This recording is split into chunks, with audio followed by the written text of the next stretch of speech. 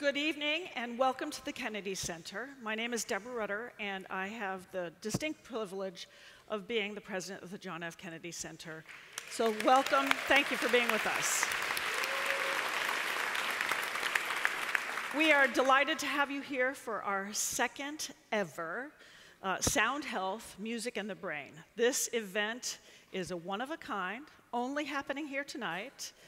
It's going to be a happening, I promise you, very special, and you are helping make it special. So thank you all for being here to celebrate with us. A couple of years ago, when Renée Fleming became the Kennedy Center's artistic advisor at large, she had this idea that we really should explore what it can mean to think about music and the brain, health and wellness, and what has evolved over a long series of conversations, and now a very, very special relationship. We are here tonight for our second ever Sound Health. So I'd like to pass it off now to Renée. Thank you so much for being here. Thank you, Deborah. Thank you. I'm so glad you're all here. Oh my gosh, and did it rain a little? I heard there was some rain. So what has transpired since Francis Collins and I met at a famous dinner party with the National Institutes of Health is a project that is so near and dear to my heart. The NEA, the National Endowment for the Arts, is also involved. It's a pathway towards understanding music's therapeutic potential and growing scientific evidence as to why support for arts education for our children maximizes their potential and our next generation.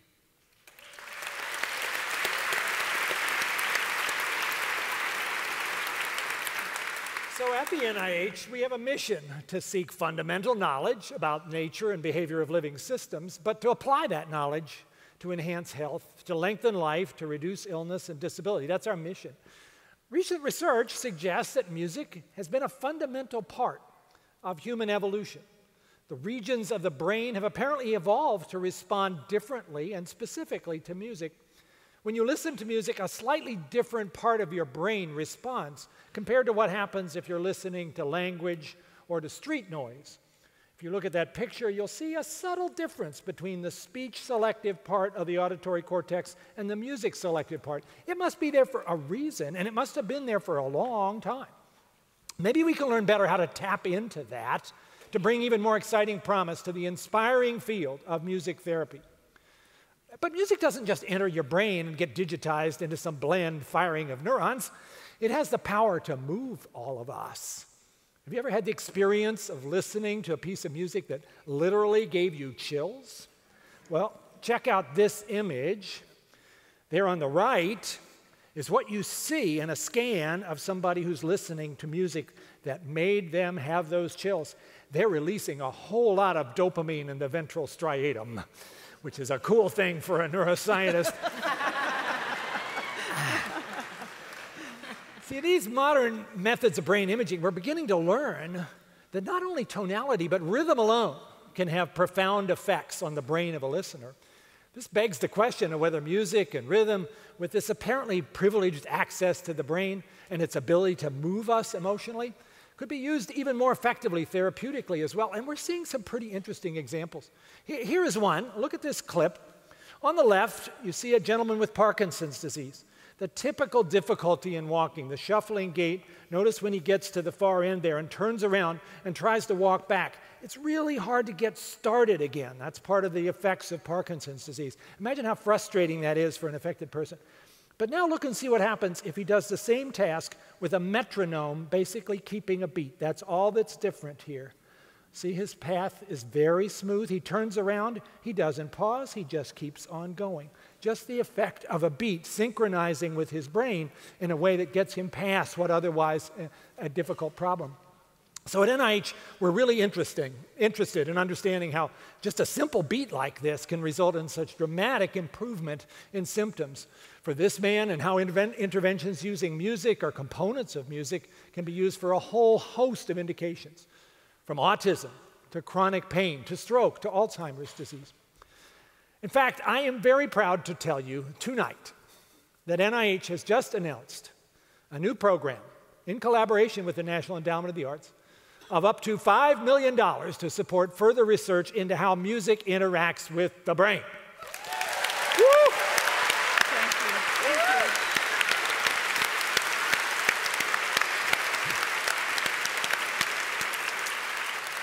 you. And we are going to find out how that knowledge can be applied to improve health and well-being.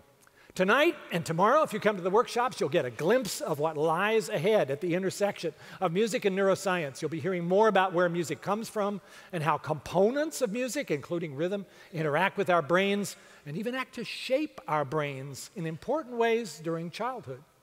So there's never been a better time for bringing music and neuroscience together. So please, sit back. We're not over-rehearsed. Sit back and enjoy the show.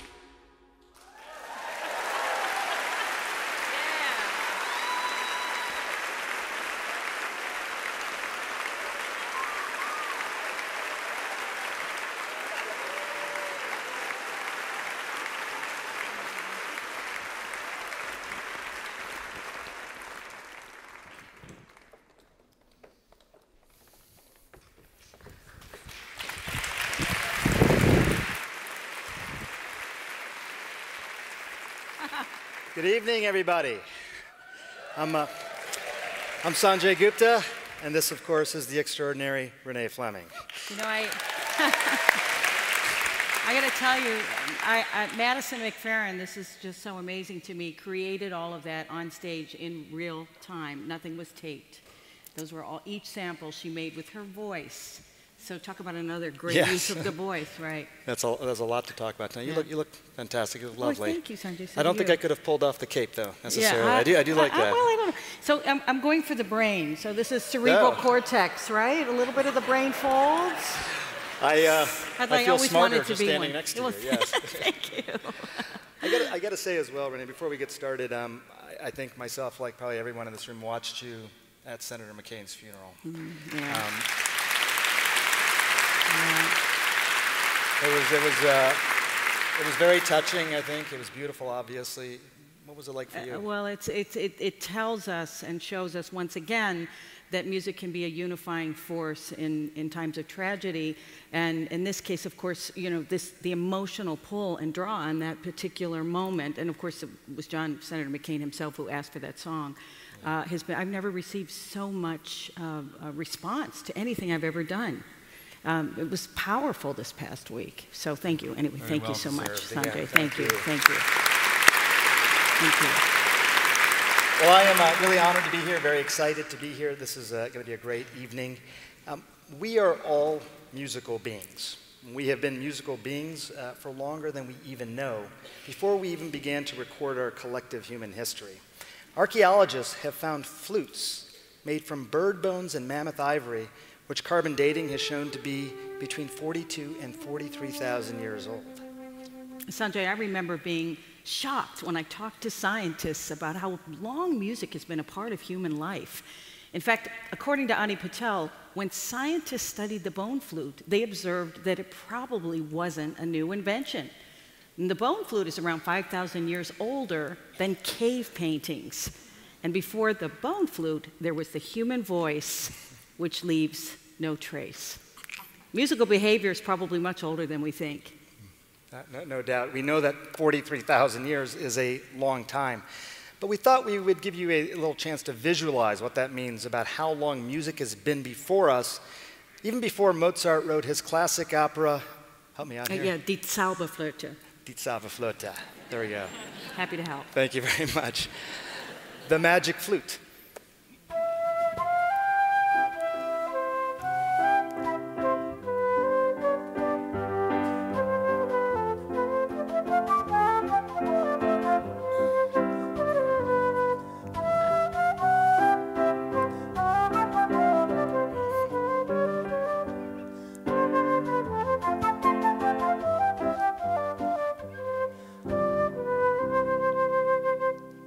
Thank you. Thank you very much. That's very nice. I think I should have flute playing all the time when I'm speaking on stage. It's really, really nice and soothing. Soprano. You need that. It's a long time ago, as we're talking about the beginning of music. So imagine it like this. Imagine time as the Washington Monument, with each foot standing for 100 years. So if the bone flute was made roughly 43,000 years ago, which is here at the base of the obelisk, it would take until we went up about 427 feet before the magic flute was composed by Wolfgang Amadeus in 1791. Since then, all the music that's happened to us, from Beethoven to the Beatles and beyond, has taken place in those remaining roughly 30 feet. We haven't yet even made it to the observation deck at 500 feet. The point being, music is really, really old. So the word music dates to probably the 13th century BC, musica, and derives from the Greek musa, which translates to muse. In ancient Greek mythology, there were 9 muses, the goddesses who held sway over the arts and the sciences. And I'm quite certain that the ancient Greeks would appreciate our efforts tonight to unite the arts and sciences and to explore a fundamental question of our unique species. Why are we musical?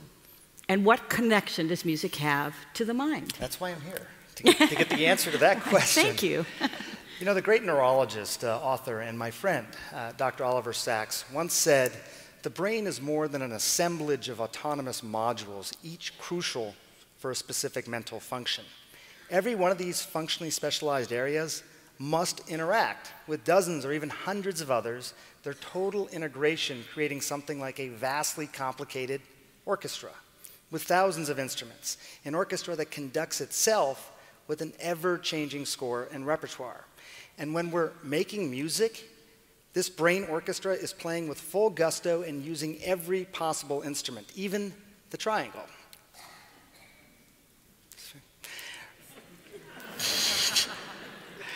Even the flute. No, I'm kidding. Research has shown that music is one of the most cognitively demanding tasks we can undertake. Think about that. And when I think of a brain like an orchestra, there is one artist that comes to mind. Yes, my colleague here at the Kennedy Center. He's a pianist, educator, composer, and film composer. Please welcome jazz great Jason Moran.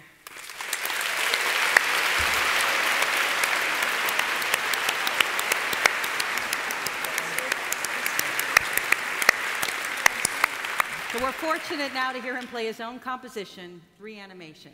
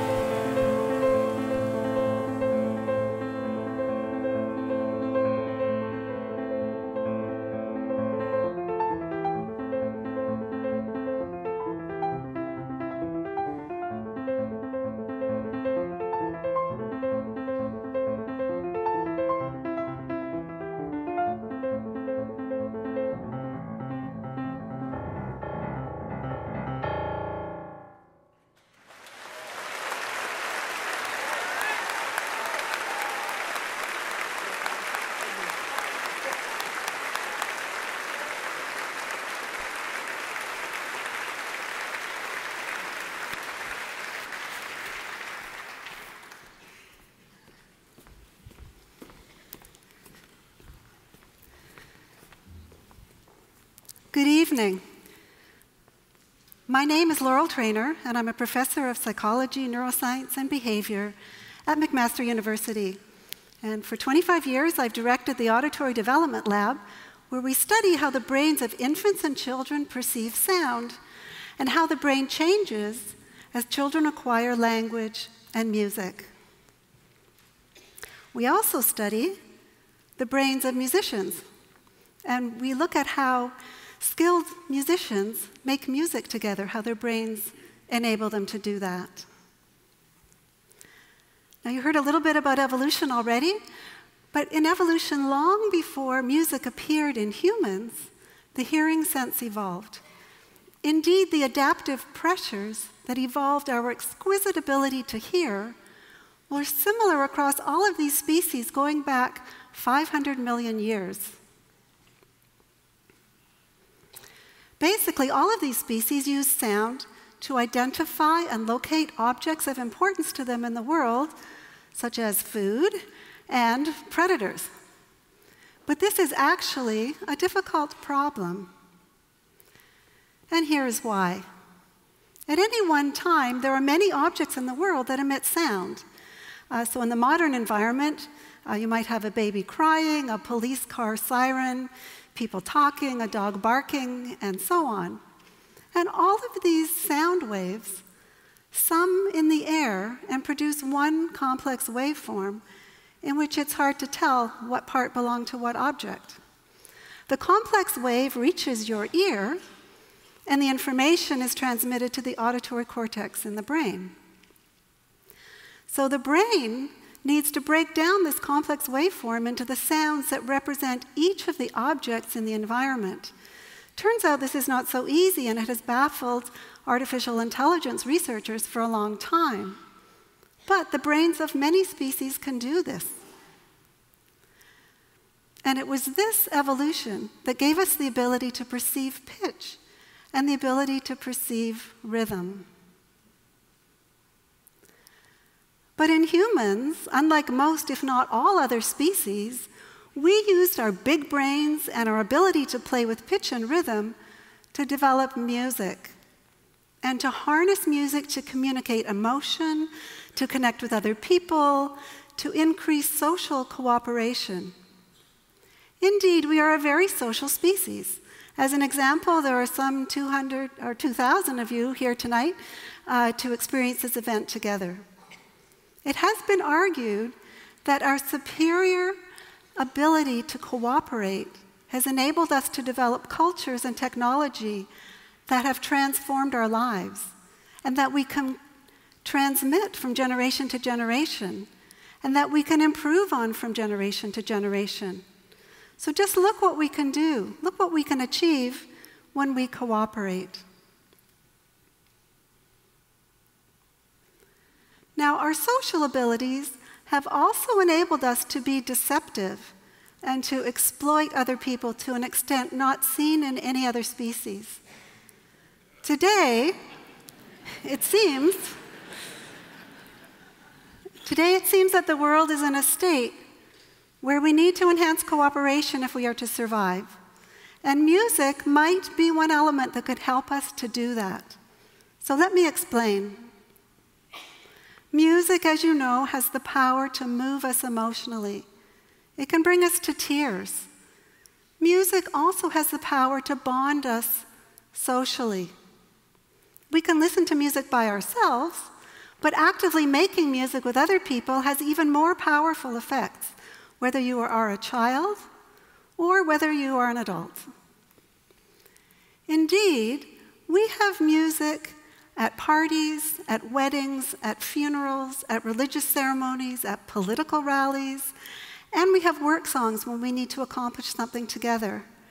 Basically, we have music anytime we need to feel something together, feel a common emotion, and work towards a common goal.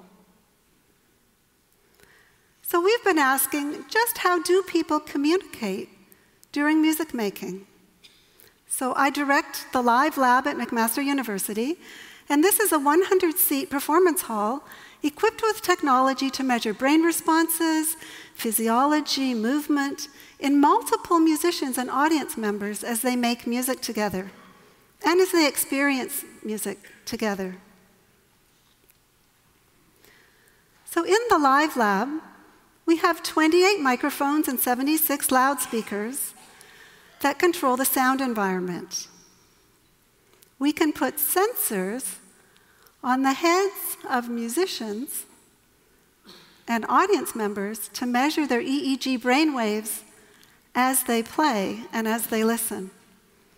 We also have motion capture. By putting small reflective markers on the bodies of musicians, we can figure out how they move in order to make music. We can measure audience members as well. And we can figure out how they respond to music.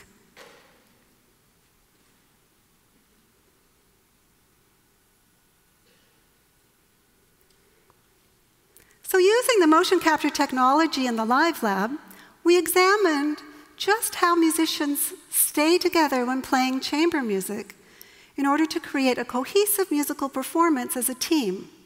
We should note that in chamber music, like this, there's no conductor, so the musicians need to work together to play together. So it's a perfect way to examine how musicians communicate with each other. So we asked the Griffin Trio to come to the Live Lab, and we put motion capture markers on them. We have 18 infrared cameras that bounce light off the markers, and from that we could create three-dimensional representations of the musicians' movements.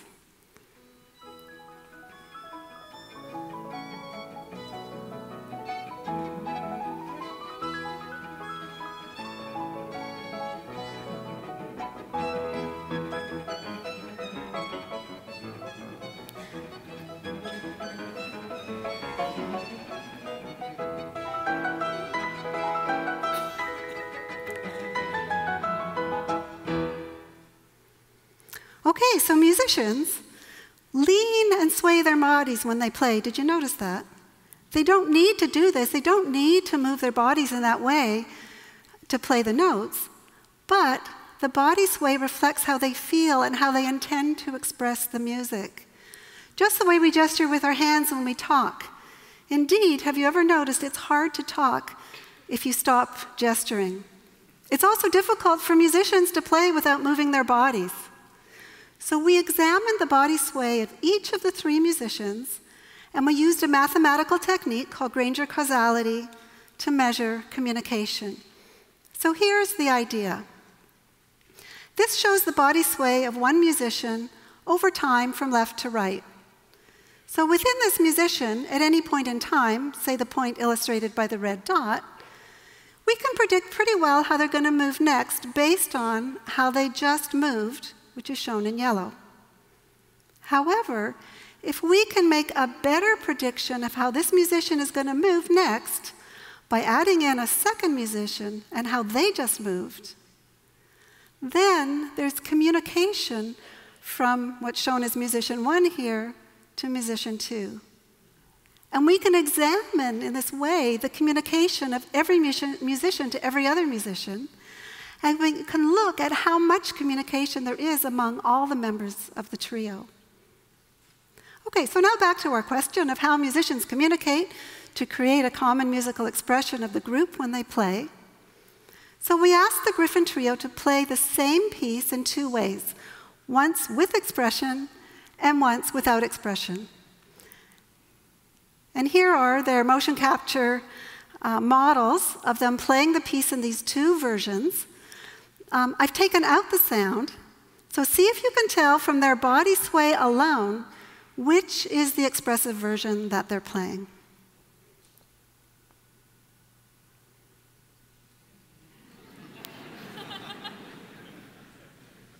Okay, it's pretty obvious, right? It's the one on the right. Now, if we look at our Granger causality measure of communication, we see that they are communicating a lot more through their body movements when they are creating this common musical expression shown in the red. And because body sway reflects what's going on in the brain, and the sounds that the musicians produce.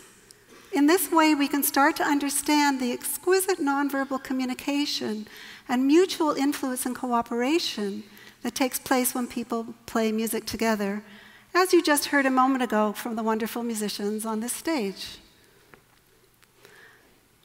Now, just how important is musical communication? Yes, wasn't it wonderful?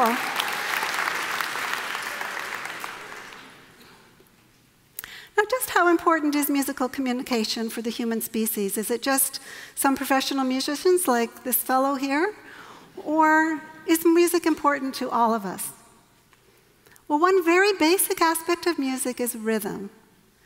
And when you listen to music with a beat, it makes you want to move to the beat. So why is that?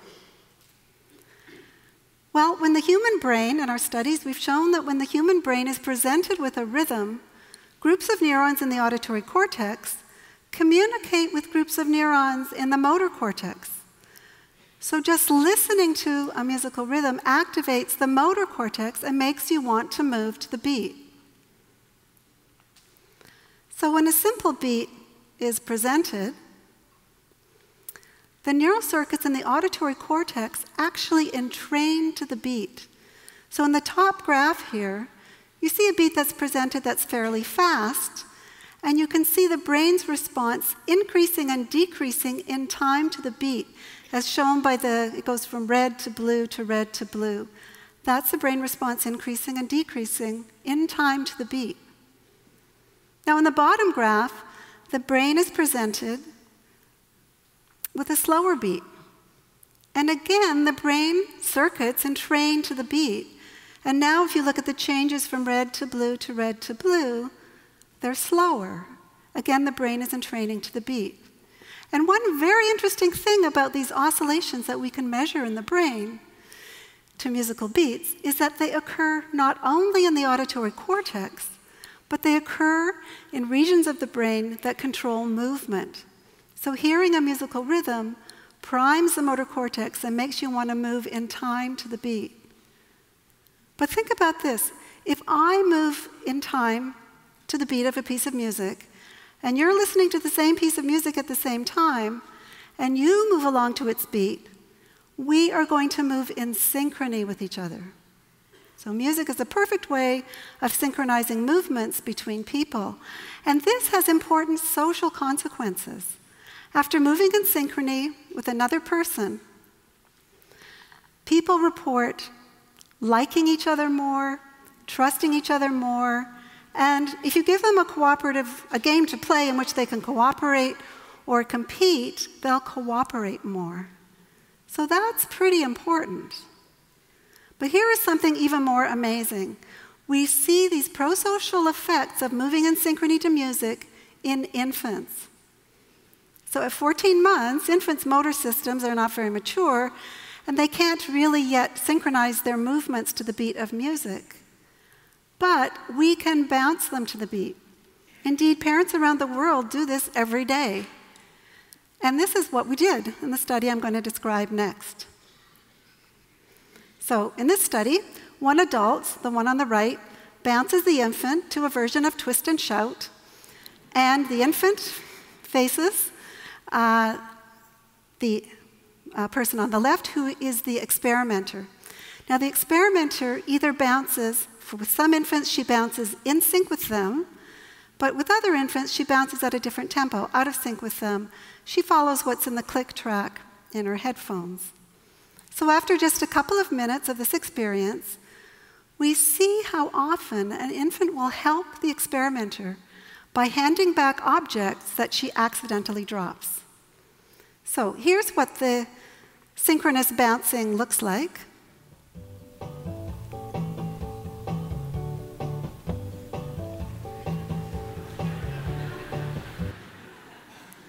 Infants love this, by the way. So does this infant help? Oh, no. Oopsie.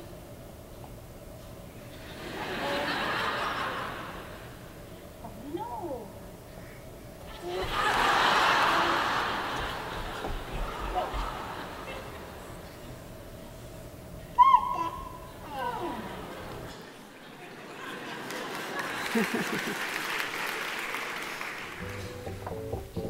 So this is what asynchronous bouncing looks like. Now, do you think this infant is going to help? Uh-oh. Oh,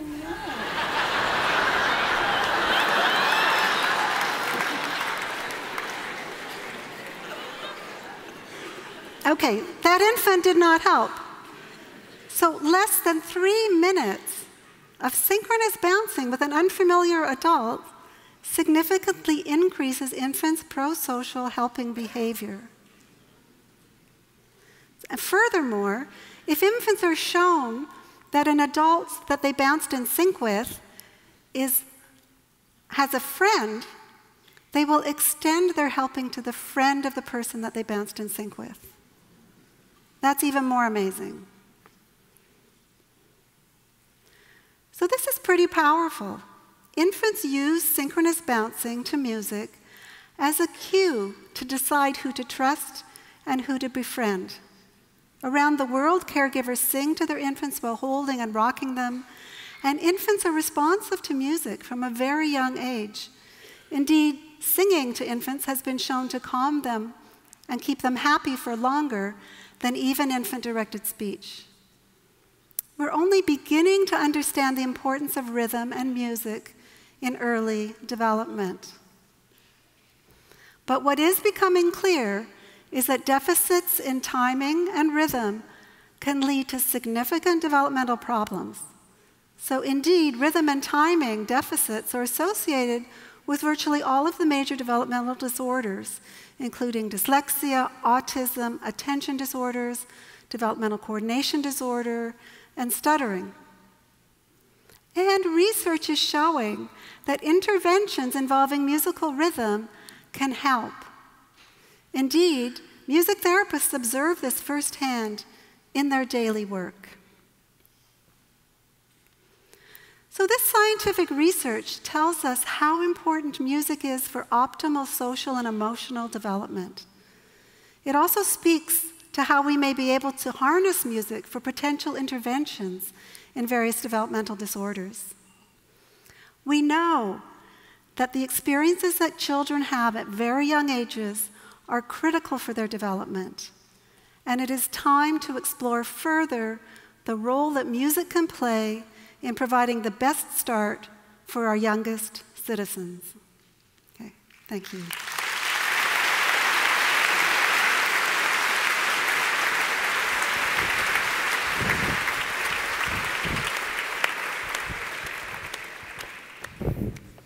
All right, we're back. We're going all the way to the center this time? Yeah. Okay, but you know, we got to just make sure we're in sync, okay? I love that. Oh. It works. Oh. Synchronous bouncing. I feel more bonded to you already. That's it, for sure. Smiles. Everyone was geeking out backstage. It was amazing. I know, it's true. And music and the brain, I love that stuff. Well, but I'm learning a lot. Good. How did you get interested in this? Oh, I adore this. I absolutely love it. First of all, if you're a singer, you have to be interested in mind-body connection because we're utilizing involuntary muscles to do something in a virtuosic level that's really hard. Yeah. And it takes a long time and a lot of patience. We all sing, fortunately. So I loved that. And then I noticed that there were all these articles in the paper. And I thought, why are scientists studying music? You know, and I met Francis Collins, of course, at a very now famous dinner party, and it's led to this project, which has been so extraordinary for me, fulfilling. Well, I am honored to be a part of it again, and I think maybe we should bring out another scientific mind who spends his time actually thinking about music. Please welcome Professor John Iversen.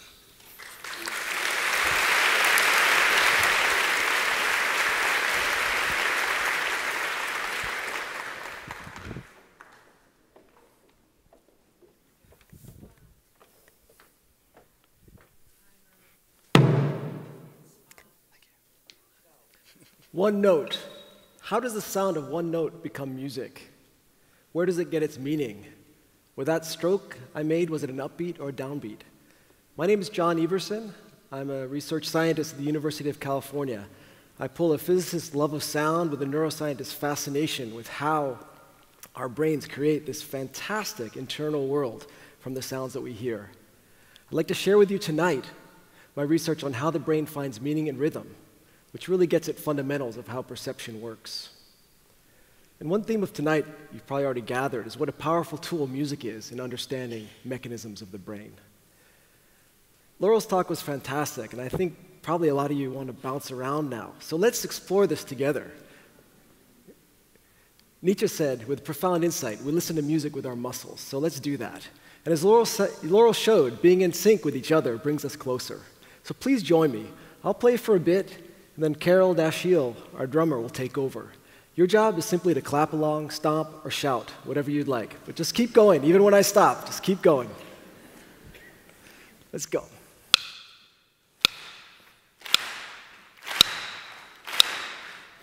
Stop.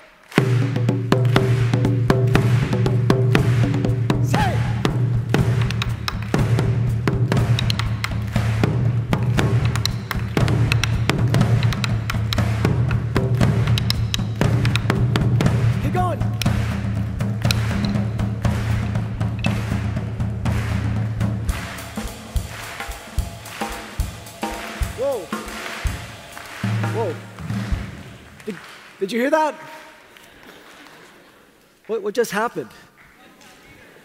We had a beat going, didn't we? We're in the groove. And then suddenly we heard a new rhythm, and our brain was in disarray as we tried to interpret the new music in terms of the beat. That new pattern was perfectly okay, but it made no sense given our expectations built up from my earlier drumming, and really shows what a powerful lens our sense of beat is in shaping our experience of music. Now, I do want to say, given Laurel's fantastic research on how being in sync makes us like each other and being out of sync doesn't, I want to apologize to our drummer because I actually asked him to do that. It's not his fault. Give him love.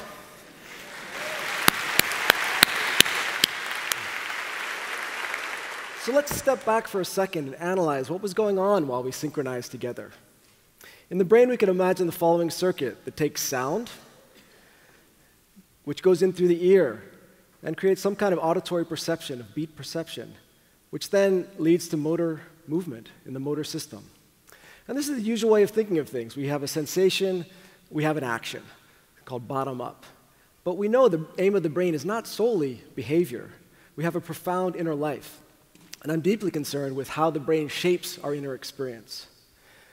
There's an interesting observation that the motor systems of the brain are very active during listening to rhythm, even when we're not moving. So if we take the movement out of the story, we still have lots of motor activity. And the question is why? Is that simply a sign of unfulfilled movement? We want to move, but we're suppressing it? Or is it something more? So we've hypothesized that, in fact, it is that something more, that perhaps our brain needs motor activity to even understand and process musical rhythm, even without movement. So it's not just that music makes us move, but how we move inside actually enables us to understand music. As a perceptual scientist, this is a radical shift. I'm used to thinking, perception is all auditory. But as a drummer, it's pretty inescapable. I mean, of course.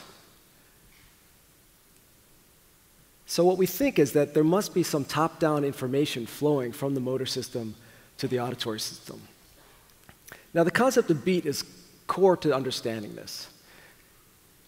And we all know what the beat is when we hear it. So Carol is now going to play two rhythms.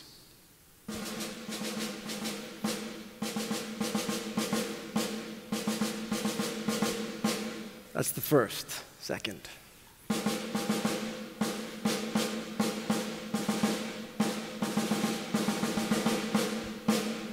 Okay, I think you heard the difference. That first one, repetitive, you could probably all sing it back to me now. That was a rhythm that we say invokes a strong sense of beat. It had a pattern that the brain could understand.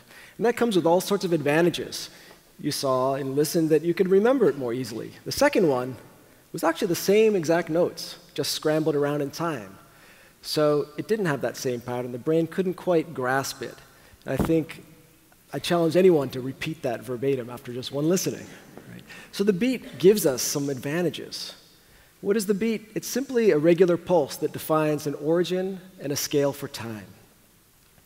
As we just saw, having a beat makes a remarkable difference in how we understand rhythms. We interpret what we hear in terms of the beat. Notes dance around and get their meaning by how they relate to the beat. We call this beat-based perception, and as far as we know, it's unique to humans. To really hit that point home, let's stretch this concept of beat a little bit further. We're used to thinking of the beat as being in the music.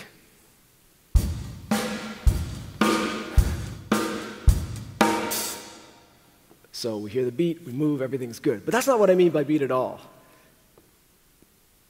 What I mean is that the beat is actually not in the music, but it's in our head, entirely in our head.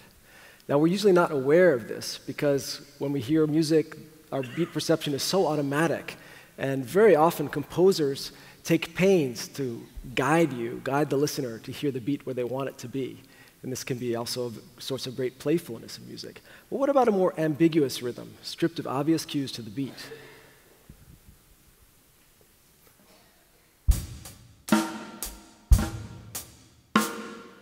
For example, and how about just a swing pattern, triplet swing pattern? Okay. So we heard this swing pattern on the cymbal. Okay, we can imagine it like this. It's 2 notes and a rest. Without a bass drum, it's not really clear where the beat falls. And so when this rhythm hits the brain, our brain has to make a decision. Is the beat going to fall on the first note or the second note? If the beat falls on the first note, we get a rhythm like this. You can kind of tap your foot along. Okay, and that has kind of a driving feel to it. Now, what if instead the brain says, no, I think the beat is on the second note? We get a rhythm like this.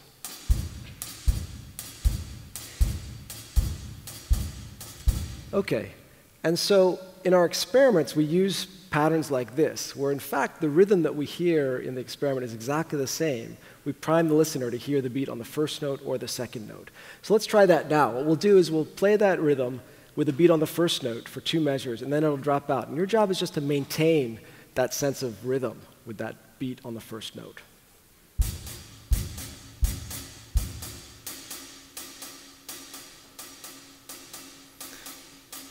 Okay, let's try it with the second pattern.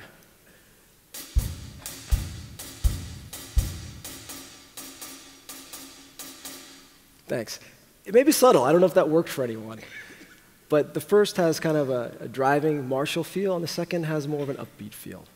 And so the trick is that enables us to look in the brain and say, okay, in those 2 conditions, the sounds you were hearing are exactly the same. The only thing that was different was where you heard the beat.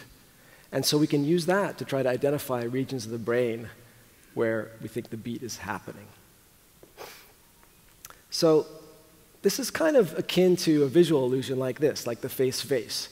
Again, here the visual stimulus is identical, but if you pay attention to the red color, you see basically a vase. If you pay attention instead to the green color, you'll see 2 faces looking at each other in profile. So again, perception is constructive. What we perceive doesn't just depend on the stimulus that we get, the physics of the situation. It depends on what our brain brings to it and actively participates. So in the experiment that I'll quickly show you now, we have stimuli like this.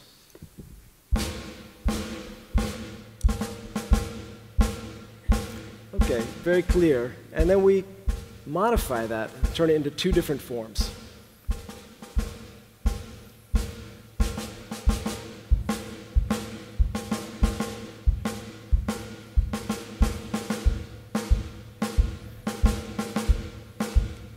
Thanks. So those became progressively groovier, didn't they? More interesting. The thing about that is that rhythm pattern didn't change. All that changed was the relationship between the notes and the beat. Okay? And again, this gives us the ability to look in the brain for parts of the brain that follow the beat. And what we find is this. Here, each dot is shown. This is an experiment using EEG, which Laurel showed you. It measures the brain waves. The red dots are regions of the brain that respond to sound. They care about what the sound is. They don't care about when the beat is. They're like the physics part of the brain, like the tape recorder part of the brain. The blue areas, on the other hand, are areas that care about when that beat occurred. They're keeping track of your internal sense of beat. And if we look on this brain map, we can see that the red areas fall within the area down below called AC, auditory cortex. And the blue ones fall within that upper red area, which is the motor planning cortex. We can see that here. Okay? Now, that's showing us that the beat lives in the motor system. We've taken it a step further to show that really the beat matters. With my colleagues Ramesh Balasubramaniam and Jessica Ross, we've used a technique called TMS to actually try to turn off that motor system. And we've shown that when you do that, it actually does interrupt beat processing. So we think we're really onto showing this hypothesis. So in conclusion from this, beat perception is really something that is a joint activity between the auditory and the motor systems. This has some implications for evolution. You can ask what kinds of brains can hear the beat. And until about 10 years ago, we thought only humans could hear the beat and dance with music, until we came across this guy. And I gather from your reaction that you may have seen him before. This is Snowball, a sulfur-crested cockatoo. And with my colleagues Ani Patel, Micah Bregman, and Irena Schultz, we did some studies which gave us data like this.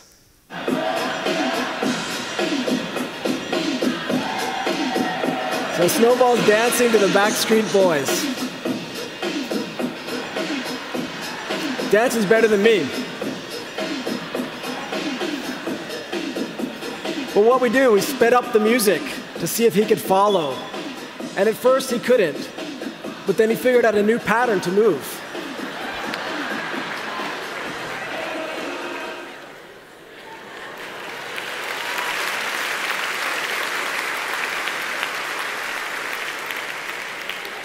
Snowball.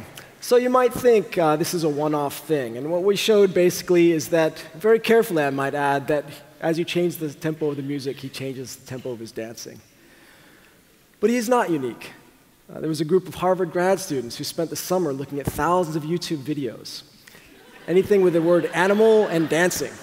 They were looking for dancing dogs, dancing cats, dancing kangaroos. Well, what they found were only 33 examples of really dancing animals that were really in sync with the beat. And 14 out of 15 species were parrots. So think about that for a second. What do we share with parrots? This has started a deluge of research studying what animals can feel the beat, what animals can dance. And there's a little bit of competition between us, you know, like, well, my animal can dance better than your animal. So they got the primate people, they say, yes, ours can do it. But in fact, if we really look at it carefully, we have two categories. We've got animals that can really quite well synchronize with the beat. They can anticipate. They seem to have an internal sense of beat. And we have others that maybe only with great training can they do it. And interestingly, these are our closest relatives, the primates. So we're a little special. But what is characteristic of a lot of the animals, though not all, is that they're vocal learners. And that might be one answer to why we've evolved to be musical and dancers. That the same brain processes involved in vocal learning involve tight connection between the auditory and motor system. And maybe that our musicality is one side effect. Now, that's not the only possibility, but that's one idea. There's still lots of debate and a very interesting story that will keep continuing. But the main point is that the connections in our brain are really what define what we do. And so that may have been the reason why we take evolutionary steps towards music. So now, looking ahead, it's a time of great excitement in the understanding of impact of the music on children's brains and minds. And very quickly, just as a teaser, there's a bunch of sessions tomorrow that Renée is running, Nina Kraus and Laurel are running about music and education. Rhythm has a lot of connections to education. And we've been very fortunate to be working with some NIH-funded studies that are essentially taking the idea of height and weight charts that you might get at the pediatrician and using those to develop growth charts for the brain, trying to understand how music might change the growth of different areas of the brain, which we think will give us a lot of power towards customizing education to really tune up the brain in the future. So with that, I just want to thank you and thank the people without which this research could not have been done, funding by San Diego and Grammy Foundations and the National Science Foundation. And we are so excited to have NIH starting to fund our work. Thank you very much. And thank you to our drummer.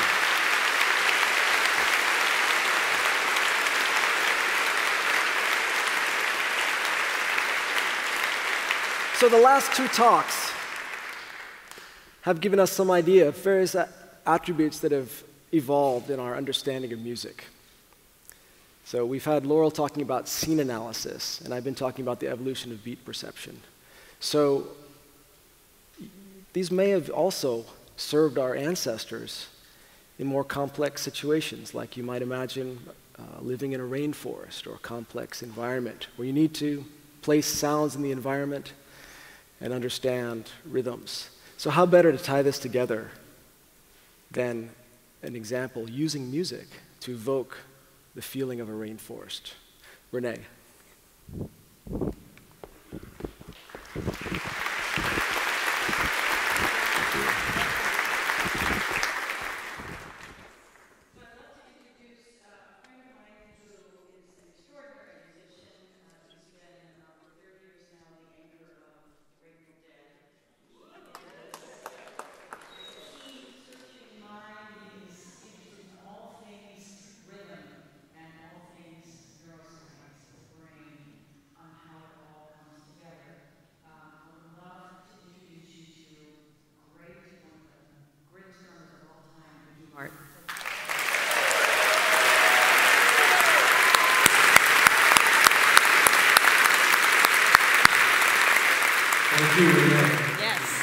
Pleasure to be here tonight.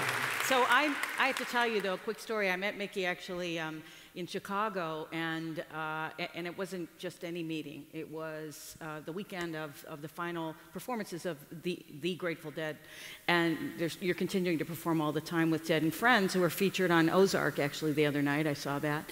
And yeah, so we went on stage in the stadium, the actual stadium. So there were 50,000 people in the house, as we would say, the house. And there were also 50,000 people outside hanging around. This is a lifestyle now, 4 generations of beautiful families in their tie-dye. And Mickey, on stage with the band, turns to me in the wings and says, "Renee, come on stage, come on stage." So I crept on. You saw 50,000 people go, "Who is that woman? I want to kill her." And he wanted to show me this spectacular instrument, the beam. Can you tell us about this instrument? We were talking about Pythagoras. Yes. This is well, let's talk about Pythagoras. He was an incredible human. Pythagoras lived he lived 550 BC.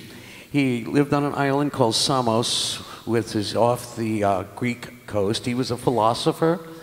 He was a mathematician. But the interesting part of Pythagoras was he conjured the whole universe as a musical instrument, played by the forces of nature. And it came to be that he gave numerical equations to all of the revolving orbs of the planets, and he noticed this heavenly clockwork and how it all worked in rhythm. And then he stretched a string, and he halved it, and it was the octave, the third, the fifth, the seventh, and so on, and hence the tempered scale, and a common language for us to speak as musicians, because now we had A440 as a base of operations. So this instrument here, and this is his name, Pythagoras of Samos, and I could demonstrate it for you if you'd like. Yeah, absolutely. Okay, now, if Pythagoras was here now, he would have a big, big smile. Now, I'm sure this isn't the monochord that he built, but this is what I call music. So, here we go.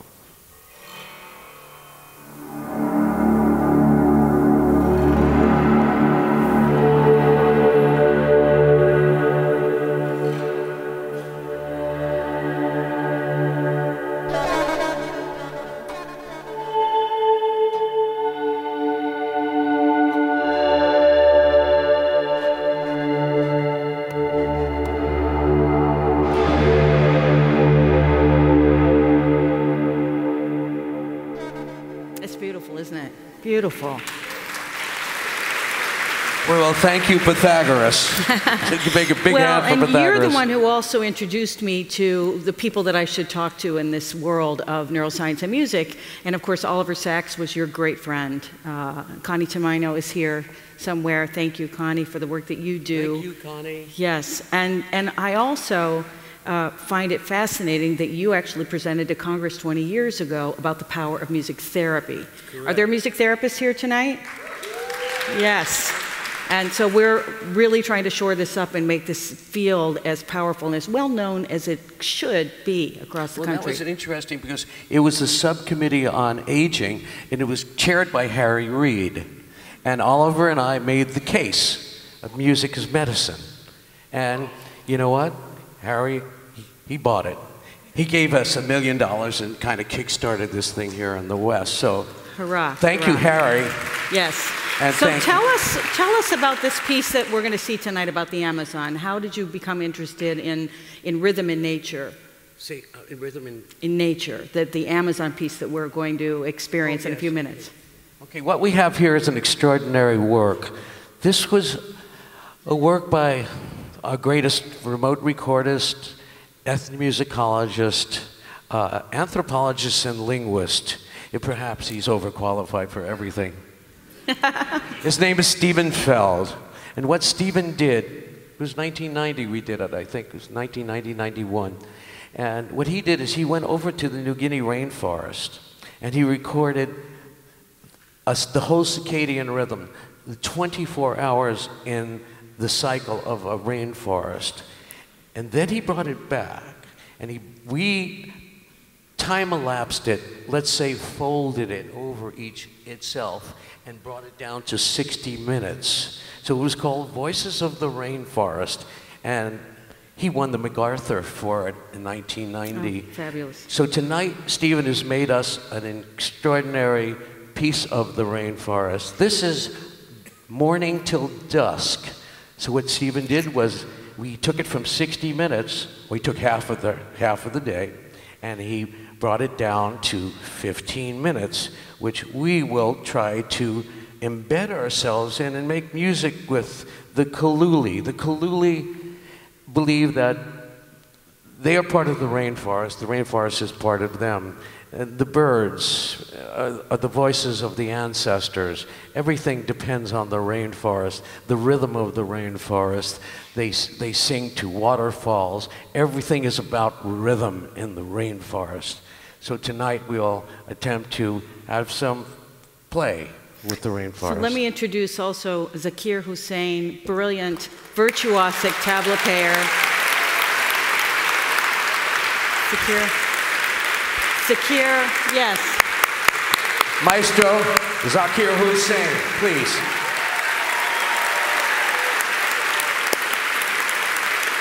Now, Zakir and I, we go back a long way, but I hope that this is going to be one of the more positive versions of our interactions. And Zakir is also an educator. He is also a composer in his own right. In fact, he composed a piece for the NSO here on this stage, which I'm going to go try and find. And we are so fortunate to be able to hear the two of them, rhythm gods, performing together. The gods, so yeah.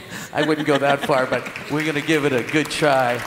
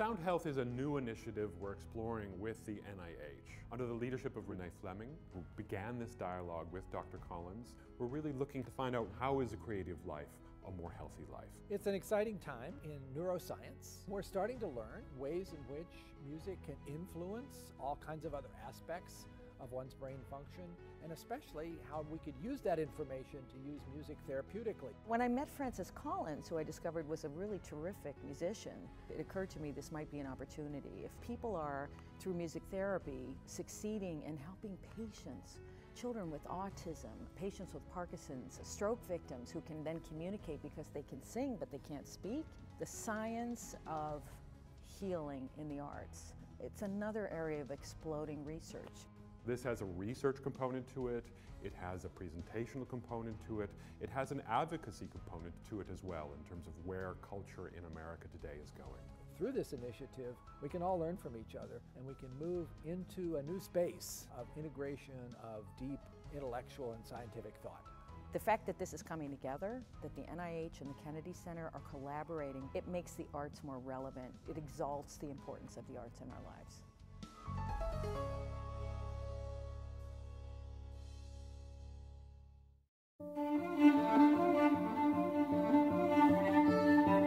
John F. Kennedy's vision was to set the artist free, free to reach beyond hallowed halls and sacred walls, into creative, open spaces where audiences can reach back and connect with the art and the artist who created it. That's why we are creating The Reach. The Reach is a living theater where diverse art forms collide to break down the boundaries between audience and art. It is an immersive learning center where communities can reach into the artistic process and discover what it means to make art. It is a public incubator where artists can reach for wherever their visions take them. It is a set of dynamic, collaborative spaces where art happens so close, audiences can reach out and touch it. The Reach is an open stage for differing ideas and divergent cultures, where audiences from all walks of life don't need a ticket to experience art. Inspired by John F. Kennedy, The Reach is our newest and boldest offering in the Kennedy Center's continuing contribution to the human spirit. The Reach, breaking down the boundaries between audience and art.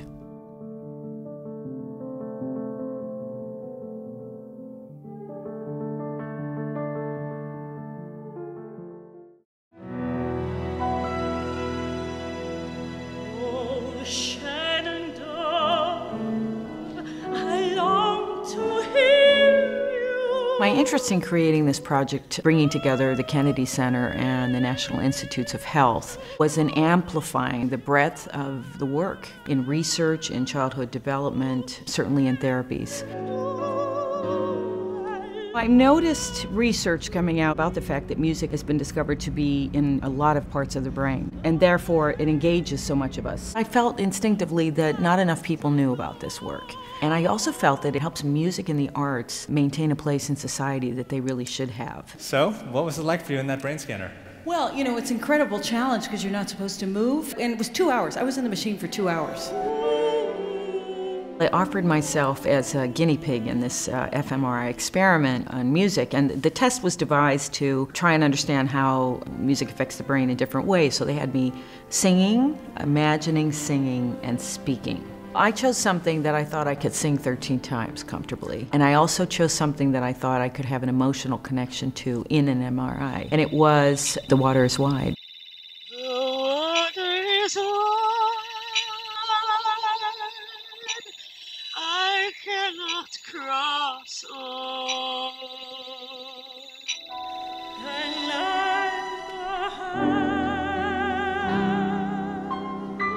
I wings to fly. Give me a boat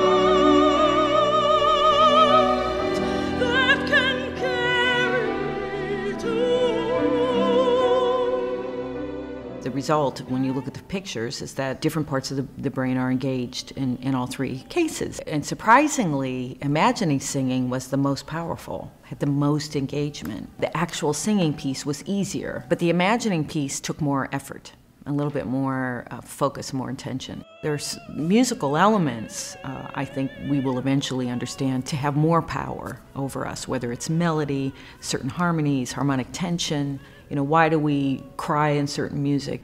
Why does certain music lift us up, make us feel joy, or inspire us to action? There's a small amount of creativity and improvisation going on in performance because that's the art of interpretation.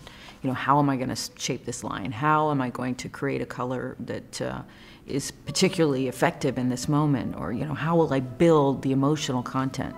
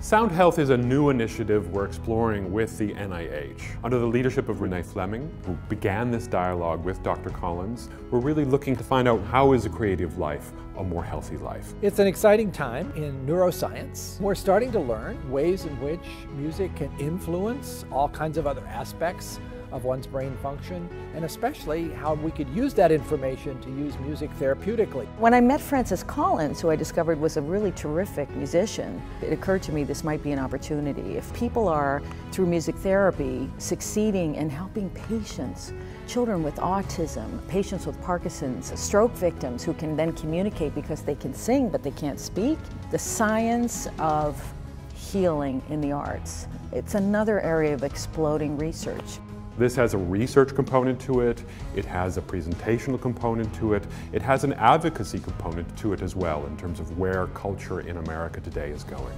Through this initiative, we can all learn from each other and we can move into a new space of integration of deep intellectual and scientific thought. The fact that this is coming together, that the NIH and the Kennedy Center are collaborating, it makes the arts more relevant. It exalts the importance of the arts in our lives.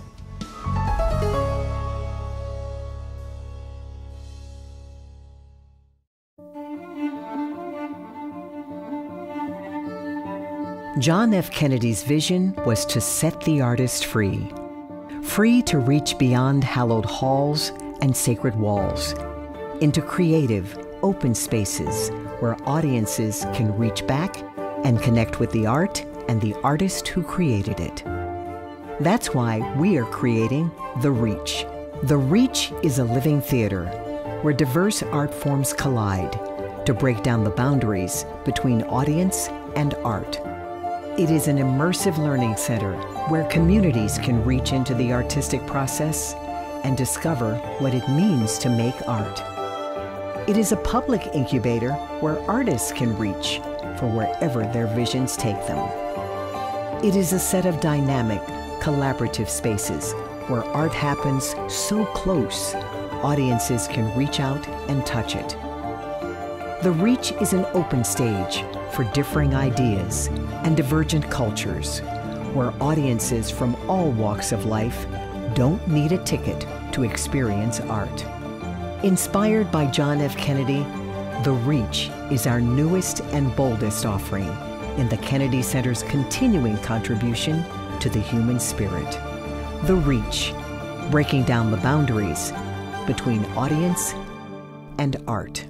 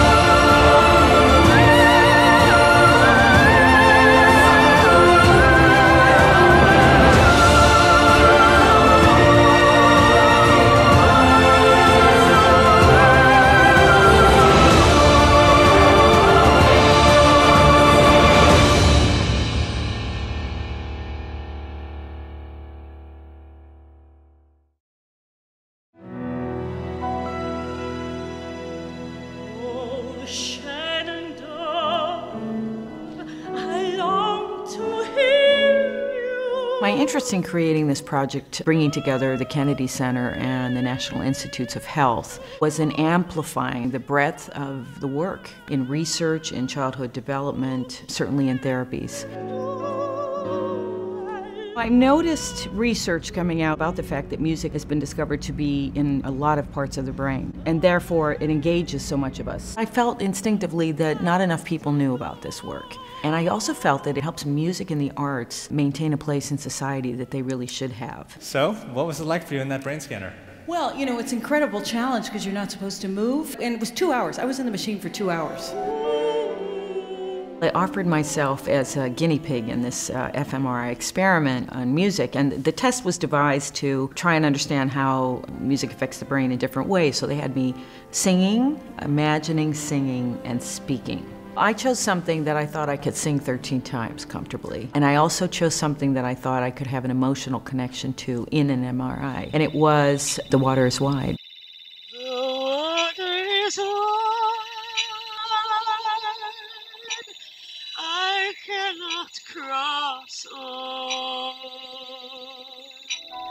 And like the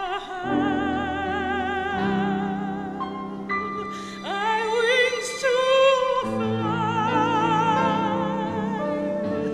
Give me a boat that can carry me to. The result, when you look at the pictures, is that different parts of the brain are engaged in all three cases. And surprisingly, imagining singing was the most powerful, had the most engagement. The actual singing piece was easier, but the imagining piece took more effort. a little bit more focus, more intention. There's musical elements, I think we will eventually understand, to have more power over us, whether it's melody, certain harmonies, harmonic tension. You know, why do we cry in certain music? Why does certain music lift us up, make us feel joy, or inspire us to action? There's a small amount of creativity and improvisation going on in performance because that's the art of interpretation. You know, how am I going to shape this line? How am I going to create a color that is particularly effective in this moment? Or, you know, how will I build the emotional content?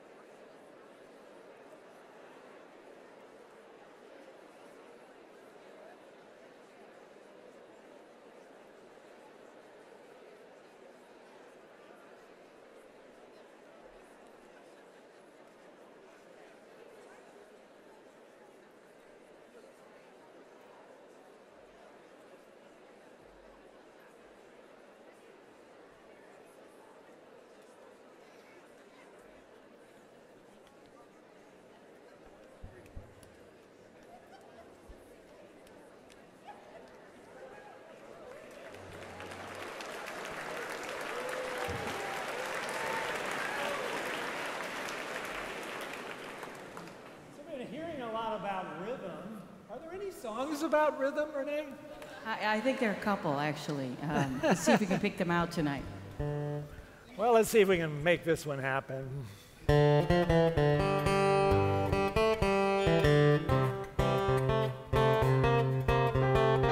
Got a little rhythm, a rhythm, a rhythm that pitter-pats through my brain. So darn persistent, the day isn't distant when it'll drive me insane.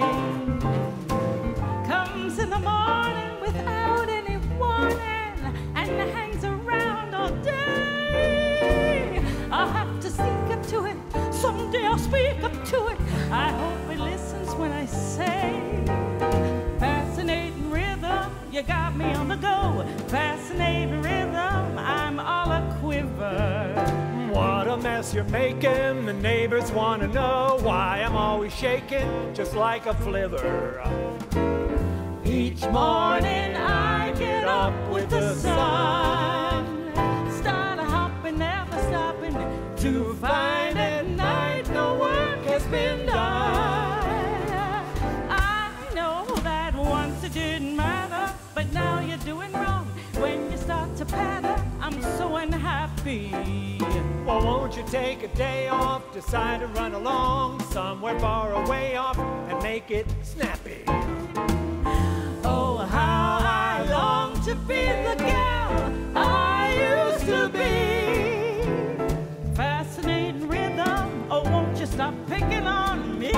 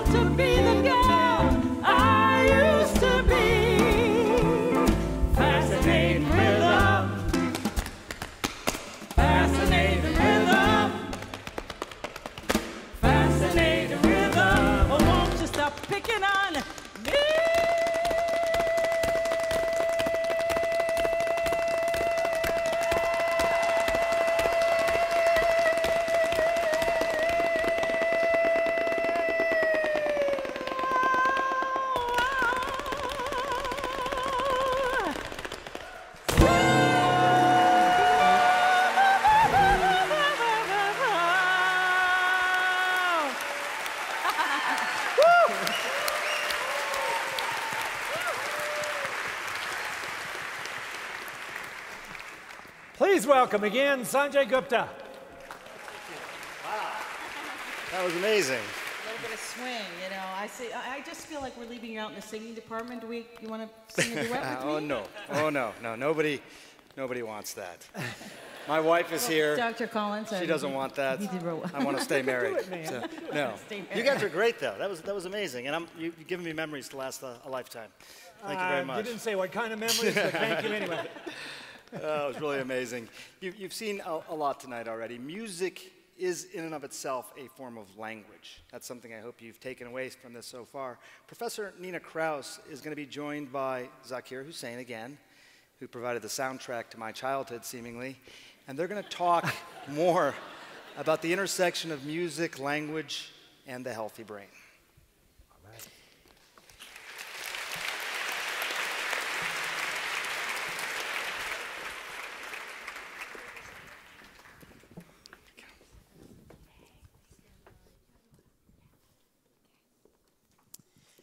Hello. I'm Nina Kraus. I'm a professor at Northwestern University, a biologist. My mother was a pianist, and I grew up playing under the piano because it felt good to be under there. And I grew up in a household where more than one language was spoken. I learned Italian first. In italiano si mostra il ritmo con le mani. I don't feel as though I fit in as an Italian or an American, but I'm most comfortable across boundaries. And I feel that way scientifically as well, which is why I like to take science out of the laboratory and into schools and the gym, which I'm going to tell you about. First, there is rhythm in language. As I'm talking to you now, there is rhythm in my voice. The drums are playing it too. We are here to celebrate the power of rhythm.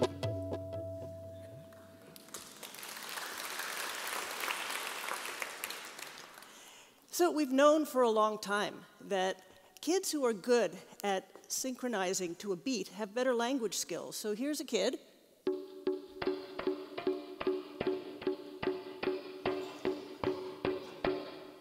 Synchronizing to a beat. Here's another guy.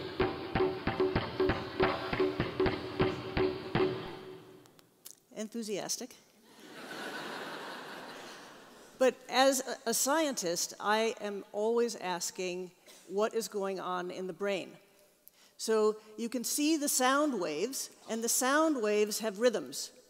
And we can measure the brain's response to sound with scalp electrodes, and we can see. Look at that red squiggly line. That's the response of the synchronizer. And you can see that the synchronizer is following the rhythms of the sound waves, whereas the non-synchronizer is not. And what is important is the fact that the synchronizer has better language skills. So tomorrow there is going to be a whole workshop on rhythm. It's called Say It With Rhythm, so be there. It'll be wonderful. Zakir will be there, and Mickey Hart and Adam Gazzley. But let's think about sound and making sense of sound as a measure of brain health. Now, making sense of sound is one of the hardest jobs that we ask our brain to do.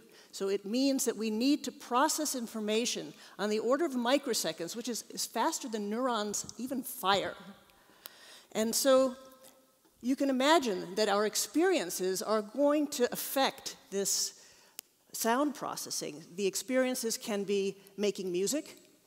Making music affects sound processing in the brain, and also getting hit in the head.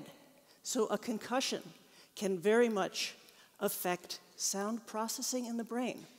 So think of sound processing in the brain as a fabulous measure of brain health. So again, biologist, I measure sound processing in the brain, and over the years we have measured sound processing in the brain of many musicians and athletes who have sustained a concussion. So how do we even measure sound processing in the brain? Well, you have to deliver a sound wave to the ear, and then the red squiggle is the brain's response to a complex sound.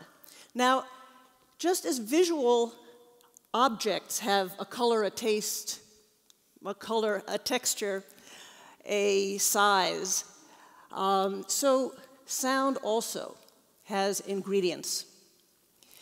And these ingredients are like pitch and timing and timbre. And we can see how good a job the brain does at processing these different ingredients of sound. So let's focus on pitch and timing and timbre. What's pitch? Well, pitch is how high or low a note is.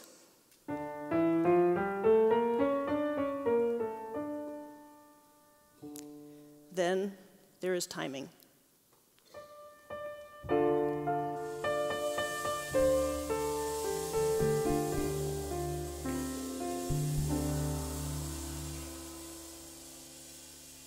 And timbre, timbre gives us the sound of different instruments playing the same note.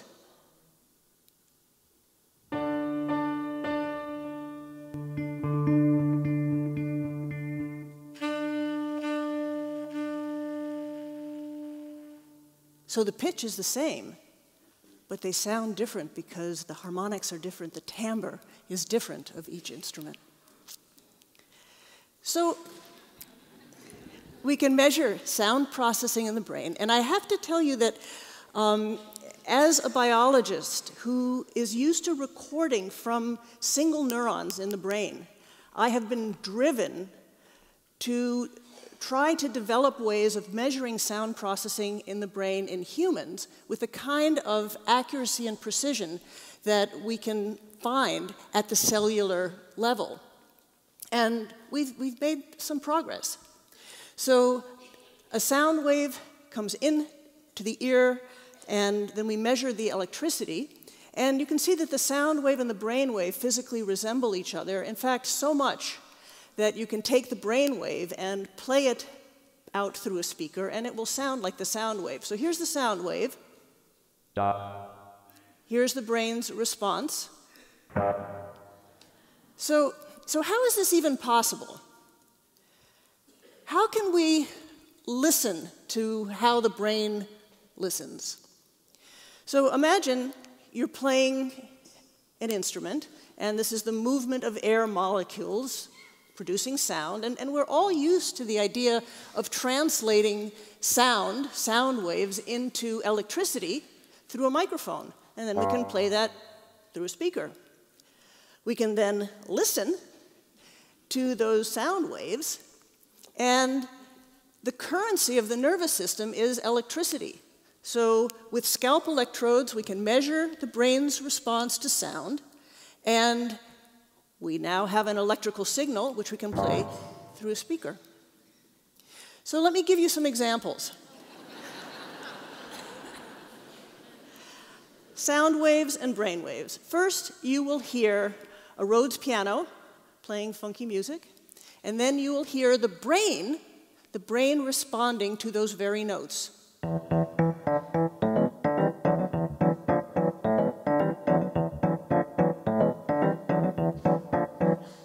The brain.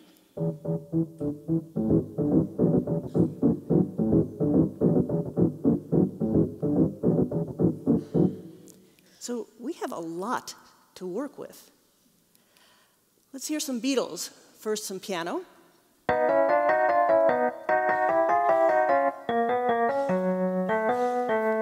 The brain.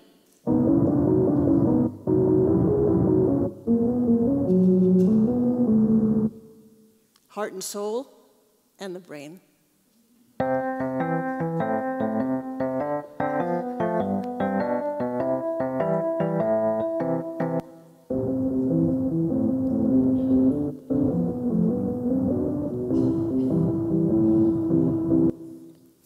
My all-time favorite.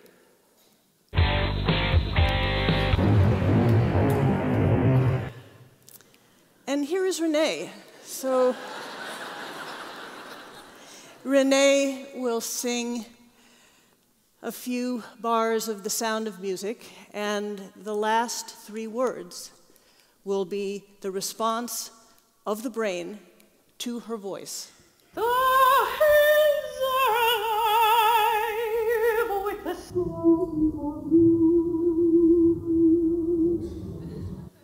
So we can measure the brain's response to a beautiful voice like that.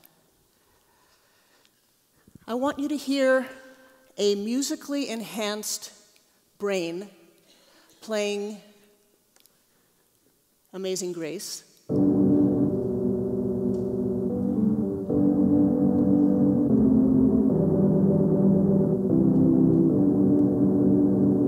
And now you will hear Amazing Grace played through a brain that has sustained a concussion.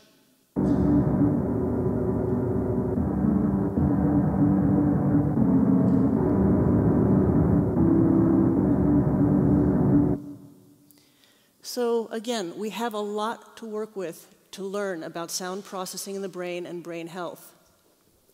Let's talk about healthy brains. Probably the healthiest thing we can do for our brains is to make music.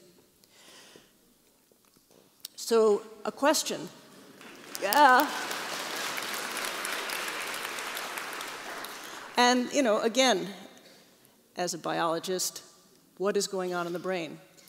So, a question that's often asked is, are musicians made or born? So, a way of looking at this is to take 2 matched groups. So, say, take a classroom of 2nd graders and match them age, sex, IQ, and how their language skills are, their sound processing in the brain, and then give one group music, and another group another enrichment activity. So we've been able to do this longitudinally in 2 populations. In Chicago public schools, we've followed freshmen to their senior years, the same kids, and in Los Angeles, the Harmony Project, we followed 2nd, 3rd, and 4th graders. So, you know, these are the same kids that we're able to follow their development of their brain activity over time. And here are some of the beautiful kids who have been part of our studies. And what we found is that the children who had music, who were given music instruction, had stronger language skills. Their reading was better. Their ability to hear speech in challenging listening environments, like a playground, was better. Their brain development was faster. And importantly, their response to sound was more accurate. So that little red splotch that you see there is the timing difference, the calculation that the brain has to do when it's comparing consonants like ba and da. Did I say bad or dad? And you can see that after 2 years of music making, there's more red, so there's a greater automatic timing difference. The brain can discriminate these sounds automatically much better, and these are not changes that we saw in the control group. Importantly, so we've been talking about pitch, timing, and timbre. The musician's signature really consists of enhancement in timing and in timbre. And what is remarkable about this is that this is the same signature that underlies language. So kids who have developmental language disorders are likely to have timing difficulties in their response to sound or difficulty processing the harmonics. You need to have timbre and timing for language. Language experience matters. So a number of years ago, studies were done showing that children whose moms had less education were likely to hear fewer words than kids whose moms had more education. And what we did is we went into high school and just took a classroom and divided the kids based on how much education their mothers had. And what we discovered was that the kids whose moms had less education had responses to sound that were less precise and strong. And importantly, they had more neural noise. So if you can imagine you're trying to make sense of sound, you can think about like you're listening to a radio and there's static in the radio, and on top of it, the announcer's voice is called muffle. So how is a child to learn? So we understand that there is a certain linguistic signature involving different ingredients of sound processing that is hampered by linguistic deprivation. And we asked, well, could music making strengthen that? And the fact is that it partially offset this effect of linguistic deprivation, showing us that music can really strengthen skills in the brain that are important for language. Importantly, it takes time to shape the brain. In both of our studies, we saw that after 1 year, we saw no changes in the brain's response to sound, but after 2 years, these changes were evident. Importantly, these changes happen, many of us play a musical instrument for some time and then stop, but that influence of music education lasts. And so as we get older, as we've learned to listen better through playing a musical instrument, if you can see the response there of a typical older brain, someone who has played music all their life, or even who has had a history of music making, will have a biological response that will resemble that of a younger brain. So, what about when things go wrong? So, concussion. Concussion can disrupt the hearing brain. And we are interested in learning more about this so that we can better inform diagnosis of concussion, when it's safe for an athlete to return to play or return to learn, back to the classroom, treatment outcomes. Here are some of the participants in our studies. We've been following the Northwestern football players for the last 2 years, and here they are getting their brain responses measured. And I show you their pictures. I think they are adorable. Again, what is going on in their brains? So what is going on is in the acute stages of concussion, so right after they've sustained a concussion within 24, 48 hours, what we see is that the disruption in sound processing is pervasive. You should know that most concussions resolve after a week. In the kids who maintain symptoms continuously, beyond that time, we see that disruptions in sound processing continue. And even in some athletes who have recovered, we see that there is a legacy of their history of concussion. So importantly, we have secured a grant from the National Institutes of Health, and we are now studying all 500 Northwestern University athletes, boys and girls, in high and low impact sports, longitudinally over 5 years, and so by next year we should have some more information. So there are very important parallels between music and physical fitness. And the idea is that this should be for every child. Think about how physical education is handled in schools. It really is just the kids who are good at sports, the kids who make varsity, who get the good coaching. But every child should be strong and flexible. This strikes a family history chord. I'm reminded of my Uncle Hans, who published work decades ago showing that children in America were less strong and flexible than their counterparts in other countries. And at that time, he was working together with the Presidential Council of Physical Fitness, at that time under President Kennedy. And he was really, the idea was to develop standards standards of fitness for every child, and many of these ideas perished with the president. But there are parallels as we think about music education as well, because not every child is going to become a musician, and yet every child should develop musical knowledge.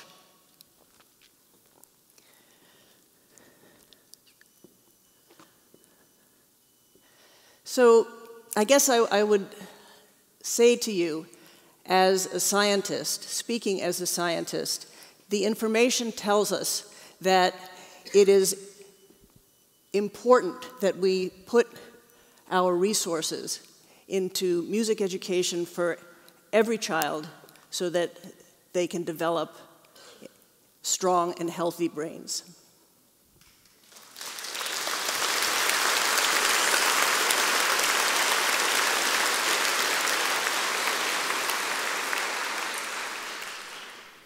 So finally, we have science meets art.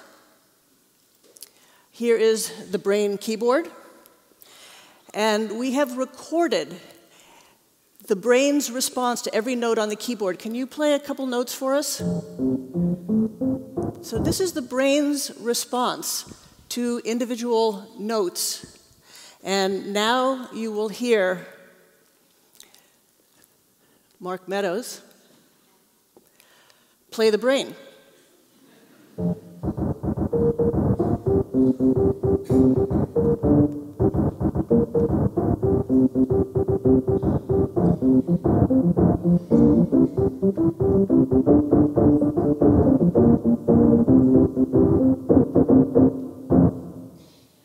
Thank you.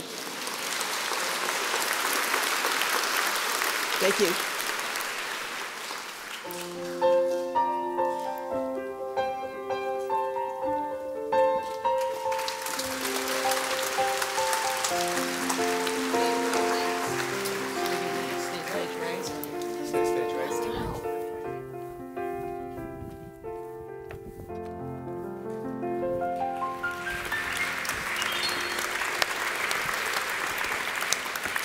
I am learning a ton.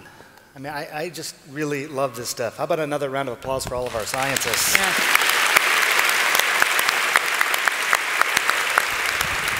Absolutely. I think it is safe to say, and I think you've seen now, music and the mind are intertwined in a way that maybe you hadn't thought about before. The next logical question, I think where the discussion has to go from here, is what exactly is happening in the brain of someone who is creating music? Well, fortunately, we have someone who can absolutely, literally show us. Please welcome otolaryngologist Dr. Charles Lim.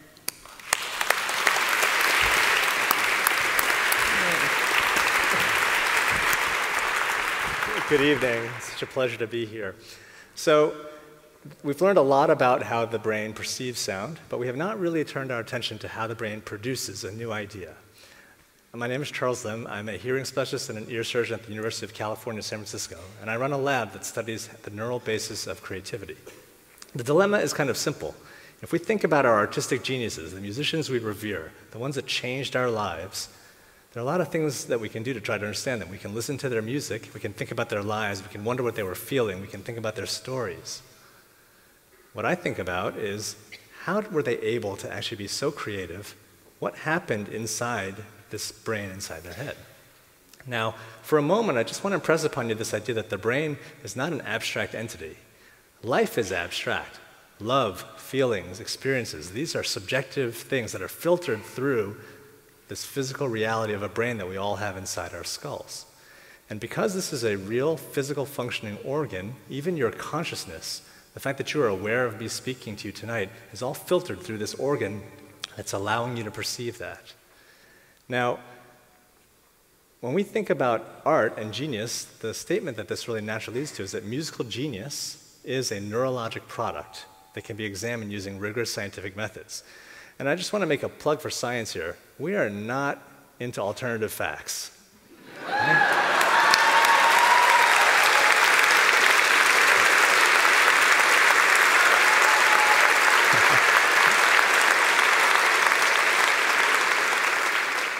We prefer objective measures and data. Now, I'm going to explain one of these objective measures, and this is functional MRI scanning. So some of you have probably had an MRI scan. I hope not, but probably some of you have had it. It's a big magnet. Your head goes inside it. Now, Normally, you take a high-resolution picture of your brain, but it doesn't have to be that way. You could also, rather than take a picture, you could look at blood flow. You could say, hey, this part of my brain is active. And when that part of my brain is active, there's more blood going to that area, and it's consuming more and more oxygen. The oxyhemoglobin is changing into deoxyhemoglobin, which can be detected by a big magnet.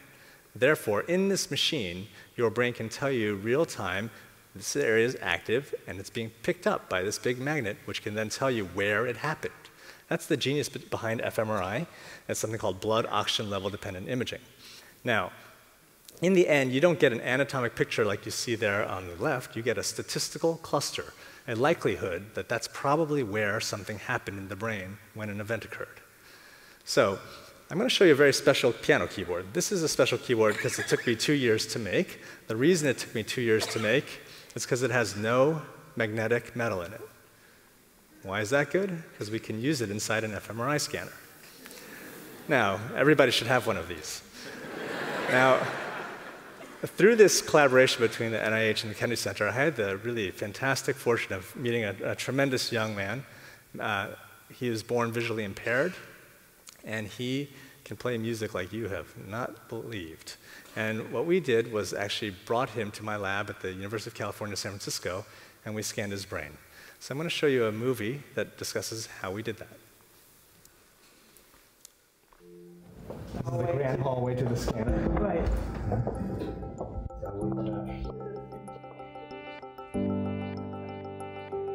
I am Matthew Whitaker, and I am a musician.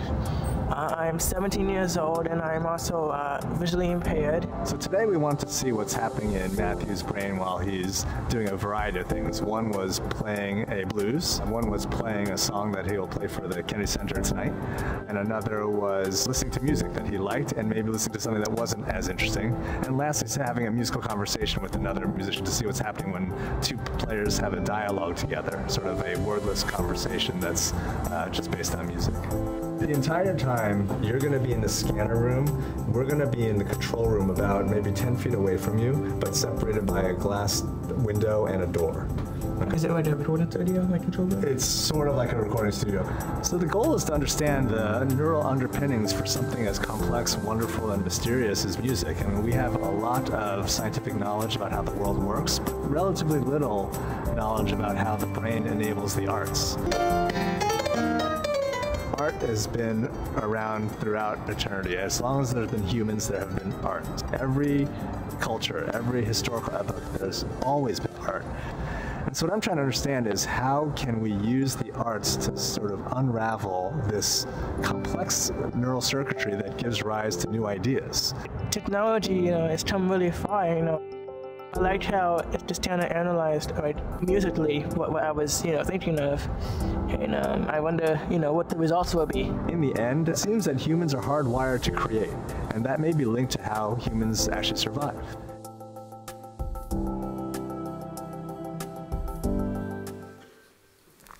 Please join me in welcoming the great Matthew Whitaker.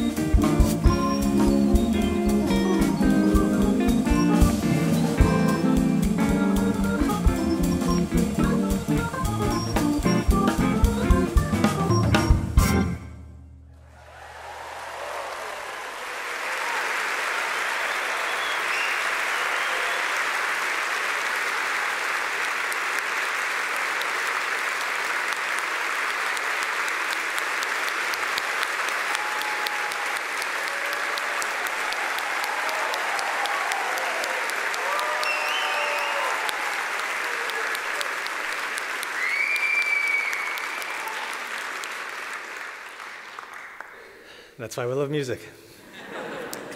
So while he was in the scanner, we did some things to Matthew. We had him listen to some lectures.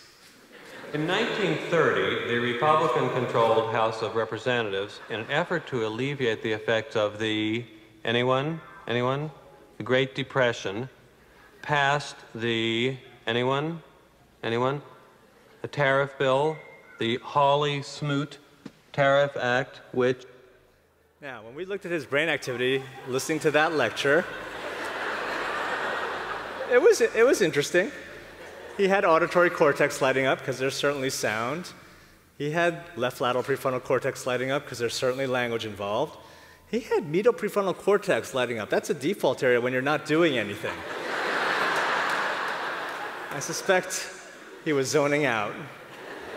And we also looked at his visual cortex, area normally that serves sight, and not a lot of activity.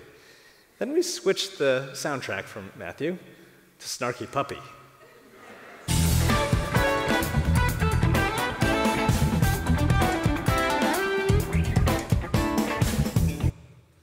Now, this is his brain during the lecture.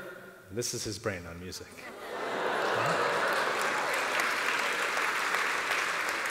So we see here that music stimulates his entire brain. Yes, there's language areas, there's sensory motor areas, but take a look at this. Visual cortex. In Matthew's visually impaired.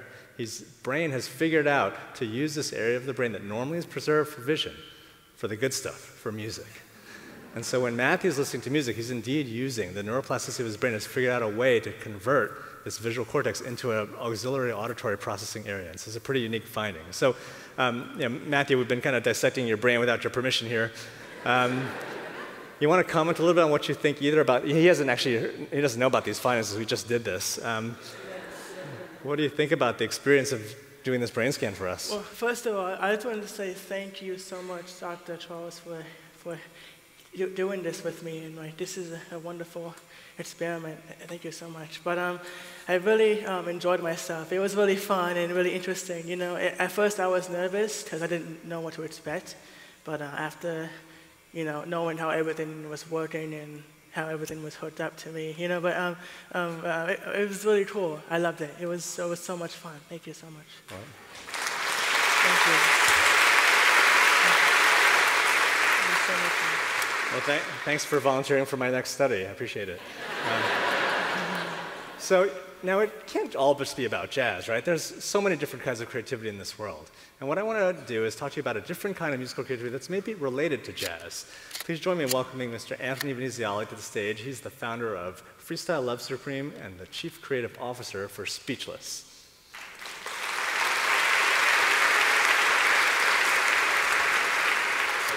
Good. Now, as you might have guessed, Anthony is a mad freestyler. And he's going to start by doing a little rap that he composed when he was in 10th grade. Yeah, sure. So Charles always loves to have, the control. And so this is the control. In 10th grade, I wrote a song for my math class final exam, which, of course, you would write a math song for a math exam.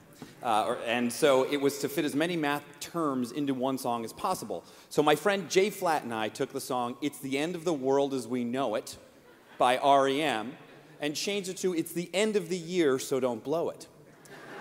And here's the first little snippet from that. So imagine that beautiful REM Michael Stipe voice.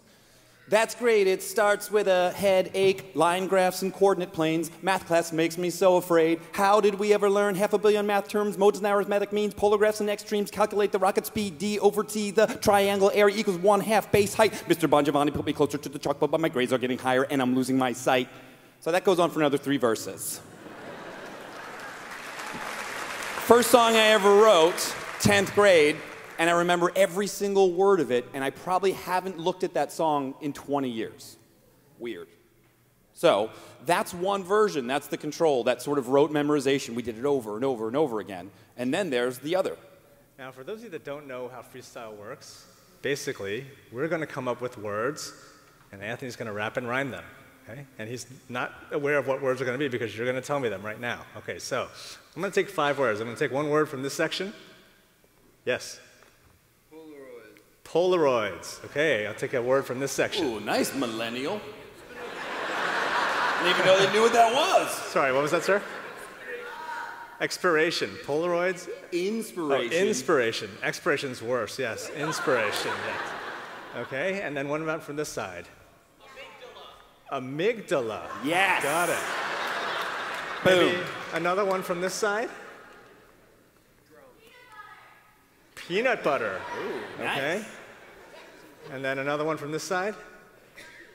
What was that? Puppy. Puppy.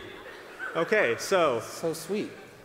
I don't know that I'm going to remember all Remind us of this. the words. We had puppy, inspiration. Peanut butter. Peanut butter. Amygdala. We should know that one. Obviously. And puppy. And Polaroid. And Polaroid, yes. And Polaroid. Great. Okay. So what are we going to start with, Charles? And your first word is puppy. Alright, just like a fish, I ain't no guppy, but this man here loves the song Snarky Puppy. Alright, check it out as we bring it on back. I woof, woof, woof, and then I'm on the attack. Cause why did that puppy wanna pee on me? I don't know, his medulla, or maybe oblongata medulla, or maybe I'm a fooler for having any reasons and treasons. And Charles told me the next word, reason. The next word's Polaroid. Alright, yes, like a land camera. I can't just feel like I took all my Rolaids. Polaroid, oh my gosh, I use that Polaroid to take these pictures and shake, shake, shake them. Like Outkast said, yes, I'm gonna make them. Up on the spot, I'm working right now. My brain's running fast and oh, how now? Peanut butter. Yeah, alright, thank you, Washington Carver, for what you do. Making it, mashing it, smashing it up. Cause peanut butter always is in my cup. That's Reese's, Pieces, alright, I got a thesis that I'm gonna share with you later on. And what's the next word? Oh, perfect, because you should know there's no expiration on the word inspiration. And my soul right now may go backdated. Yes, it made it. It ain't a Twinkie, but it'll probably last until I lose my pinky. Yes, of course. We save the best for last. And yes, I'm gonna do this in reverse or twist my torso. I'm just looking for the lateral that's dorsal or prefrontal. Alright, yes, my medulla and oblongata. Okay, now I'm going under to the next refrain. And yes, we're gonna stop now because I don't understand what's happening in my brain.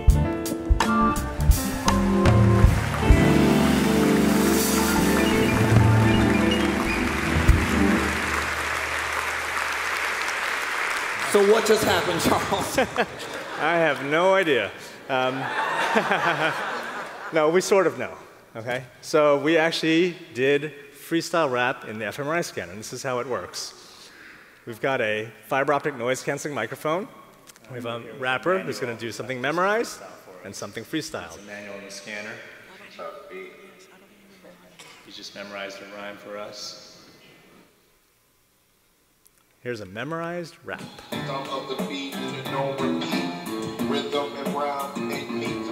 Hands are like this. That's to avoid this. Search for the truth in this eternal quest. I'm passion, not fashion, you can see I'm dressed. Psychopath voices in my head appear. Whisper these lyrics only I can hear. Listen carefully. Discovering that which is hovering inside the mind of those unconfined. All these words are pouring out like rain. I need a scientist to check my brain. Stop. He just said, I need a mad scientist to check my brain. He came to the right lab. So if we look at the brain activity, we can do a comparison, what's called a contrast, and we see, actually, the creative brain is very different than the memorized brain in some key ways. First of all, language areas are lighting up. They're lighting up when you're doing a memorized rap, but they're really lighting up when you're improvising the rap. Meanwhile, there's this conscious self-monitoring area up front that is suppressing itself. It's turning itself off to allow the flow of novel, unimpeded ideas. And so these may be some of the neural signatures associated with spontaneous creativity, at least in an amazing expert. So before we let Matthew and Anthony take it out, I would like to just say that, you know, creativity in its highest forms exists in the arts, in the sciences. And this whole collaboration is about seeing how these two crowning human achievements can inform each other. For myself, what do I hope from all of this? That maybe one day we'll make better, more creative humans. Thank you.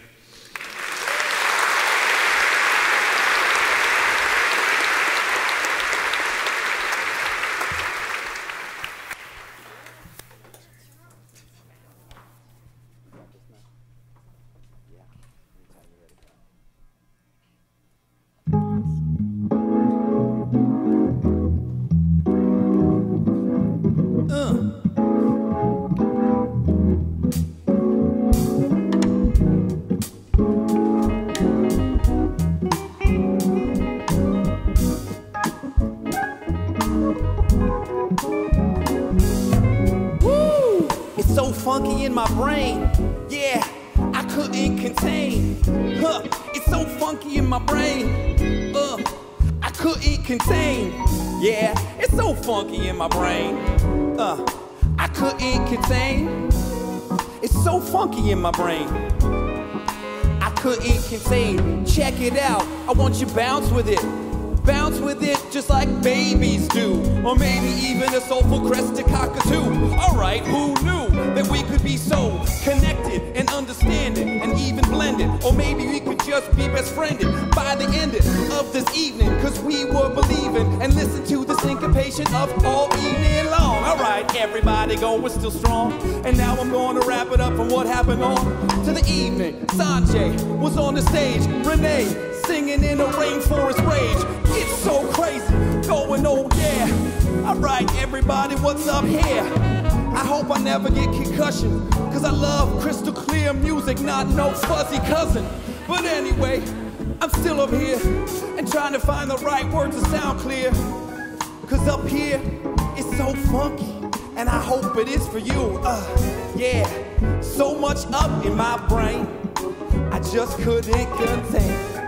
So funky in my brain, and you too, you couldn't contain.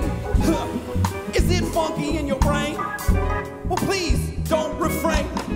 Let it spill out, let it happen too, cause maybe you shouldn't contain it. Come on.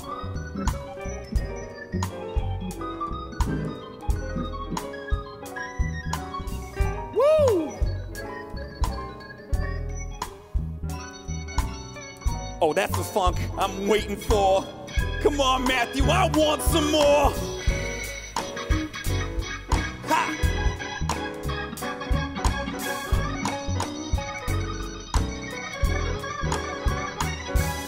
I hope you can see under here as well, cause his feet are playing like a bat out of hell.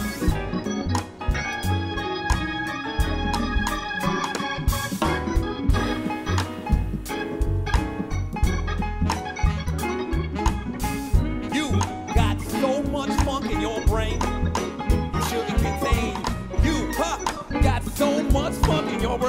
you couldn't contain, you couldn't contain. So much funk in your brain, I put your brain, put your brain, I put your brain.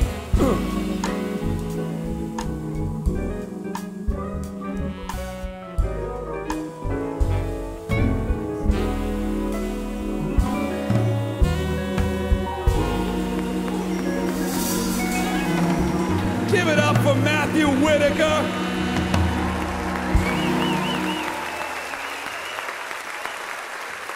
Let's hear it for the band as well.